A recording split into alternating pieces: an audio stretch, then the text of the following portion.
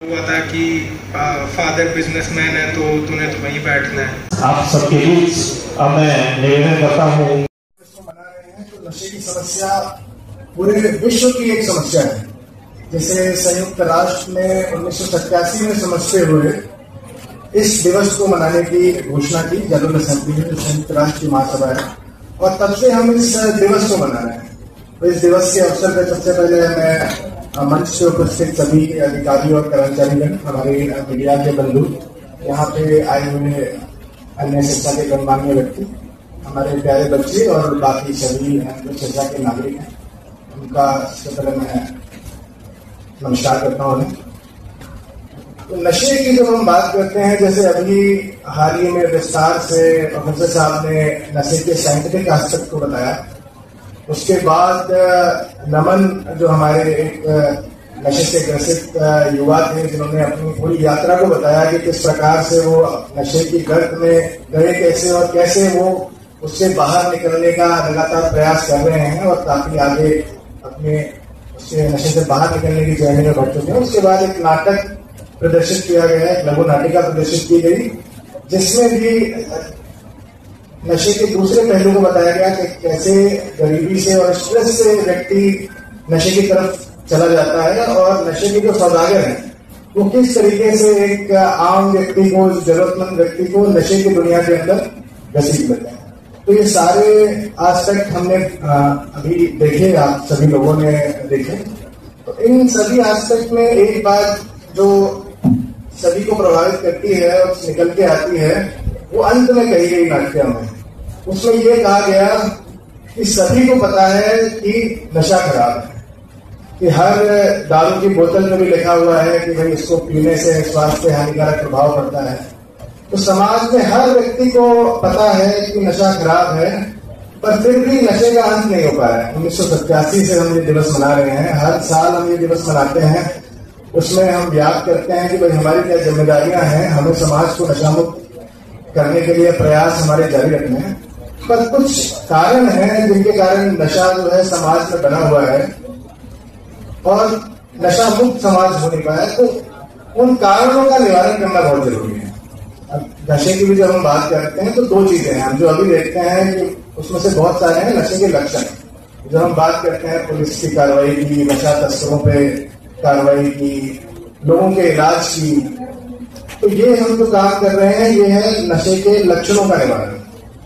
तो इसमें पुलिस तो लगातार काम करती रहती है। इस साल का भी अगर मैं आपको डेटा बताऊं तो लगभग पिछले 5.5 महीने में 300 से ज्यादा नशा तस्कर सलाखों के पीछे भेजे जा चुके हैं। लगभग 200 से ज्यादा मुकदमा दर्ज है, तो पिछले साल की तुलना में 20-25% हमारा अधिक है। ऐसे ही नशे के संदर्भ में नशा मुक्ति केंद्रों में बेड की संख्या भी धीरे धीरे बढ़ाई जा रही है। पर ये सारा लक्षणों का जो है इलाज है, लक्षणों का निवारण है।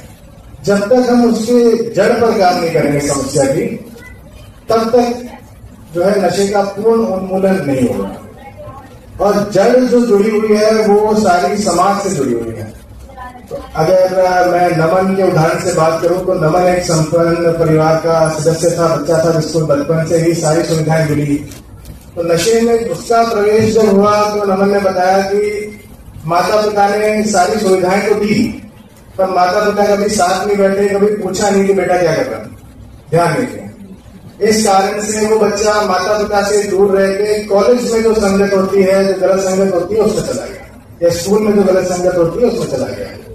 अब स्कूल में भी गलत संगत कई प्रकार की हो जाती है कि बचपन में जो बच्चा होता है उसमें बहुत ही दो चीजें होती हैं। एक तो होती है क्यूरियोसिटी, एक्सप्लोर करने की इच्छा, और दूसरी चीज होती है एनर्जी। तो एनर्जी और क्यूरियोसिटी बहुत ज्यादा होती है, तो बहुत डेप्थ में नहीं सोचता। ड्रग फ्री शीर्षक इसी मुहिम को आगे बढ़ाते हुए अंतर्राष्ट्रीय नशा मुक्ति दिवस के उपलक्ष्य में एक सांस्कृतिक कार्यक्रम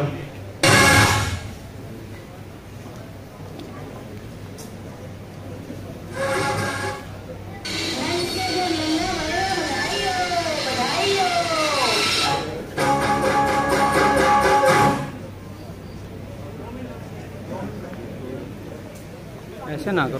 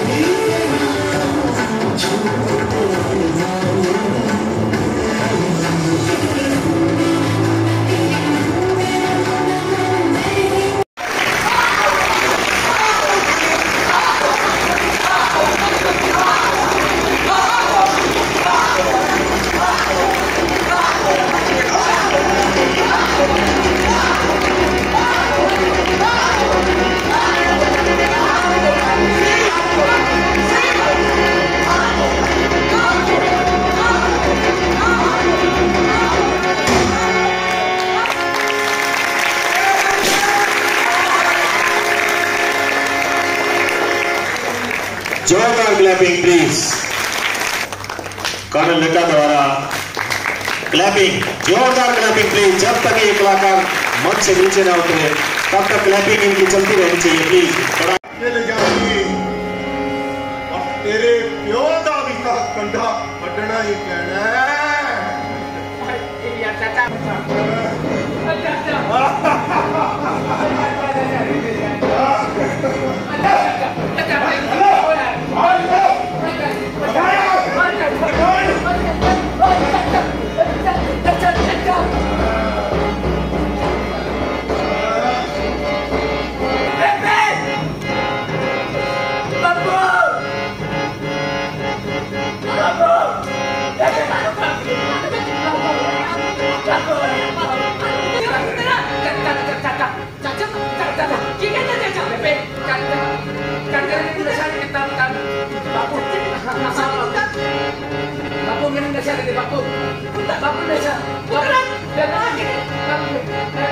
हमारे रहते आप बेरोजगार क्यों हैं? सरकारी नौकरी की सबसे अच्छी तैयारी, सबसे अच्छे अध्यापक, सबसे कम फीस। हरियाणा का नंबर 1 कोचिंग सेंटर ICS